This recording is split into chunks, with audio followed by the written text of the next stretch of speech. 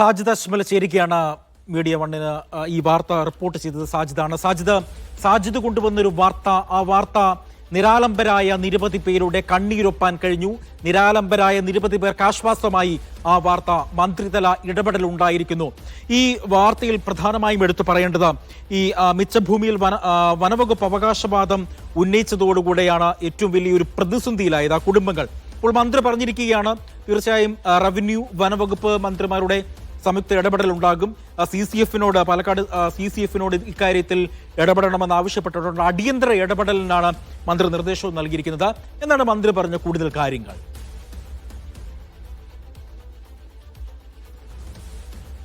ഇതിൽ ഏറ്റവും പ്രധാനപ്പെട്ട കാര്യം, ഇങ്ങനൊരു വിഷയത്തിൽ ഒരു വനം വകുപ്പ് വനം മന്ത്രി ഇത്തരമൊരു നിലപാട് എടുക്കുക എന്നുള്ളത് വളരെ അപൂർവമാണ്. കാരണം വനം വകുപ്പിനെ സംബന്ധിച്ച് വനഭൂമിയിൽ മറ്റൊരു ചർച്ചയ്ക്ക് അവർ ഇല്ല. പിന്നീട് കോടതിയിൽ ഉള്ള ഈ നിയമയുദ്ധം എന്നുള്ളതിനപ്പുറത്ത് വനം വകുപ്പ് ഒരു കാലത്തും ഇത്തരമൊരു ചർച്ചകൾക്ക് സന്നദ്ധമാകാറില്ല. ഇവിടെ ഇത് ചർച്ചകൾക്ക് സന്നദ്ധമാണ് എന്നുള്ളതാണ് മന്ത്രി പൂർണ്ണമായി ഉറപ്പ് നൽകുന്നത്.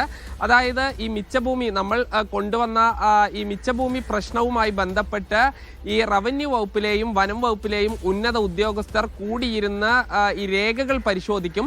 ആ രേഖകൾ ആർക്ക് അനുകൂലമാണോ അവർക്ക് ആ ഭൂമി വിട്ടു നൽകുക എന്നതിലേക്ക് പോകും എന്നുള്ളതാണ് സാധാരണഗതിയിൽ വനം വകുപ്പിന്റെ ഭാഗത്തുനിന്ന് ഒരിക്കലും ഉണ്ടാകാത്ത ഒരു നടപടിയാണ് വനമന്ത്രി AK ശശീന്ദ്രന്റെ ഭാഗത്തുനിന്ന് ഉണ്ടായത് എന്ന് തന്നെ പറയാം. ഇതിൽ പാലക്കാട് ജില്ലാ കളക്ടർ പുതുതായി ചാർജ് എടുത്തതാണ്. അതോടൊപ്പം തന്നെ പാലക്കാട് CCF വിജയാനന്ദനും നേതൃത്വത്തിൽ റവന്യൂ വകുപ്പിലെയും അതോടൊപ്പം തന്നെ വനം വകുപ്പിലെയും ഉന്നത ഉദ്യോഗസ്ഥരുടെ ഒരു പാനൽ രേഖകൾ പരിശോധിക്കും.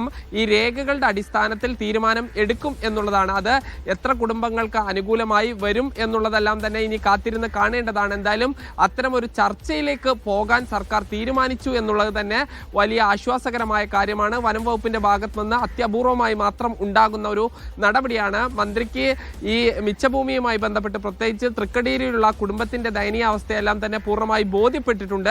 അതിന്റെ അടിസ്ഥാനത്തിലാണ് ഇത്തരം ഒരു നിർദ്ദേശം നൽകിയിരിക്കുന്നത്.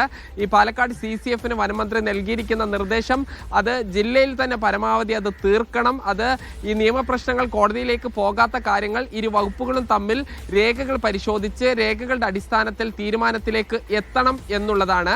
അല്ലാതെ അത് പിന്നീട് സർക്കാർ തലത്തിലേക്ക് മറ്റോ ഏതെങ്കിലും ട്രൈബ്യൂണലിലേക്ക് പോയി അത് വൈകിപ്പിക്കരുത് എന്നൊരു നിർദ്ദേശം കൂടി നൽകിയിട്ടുണ്ട്.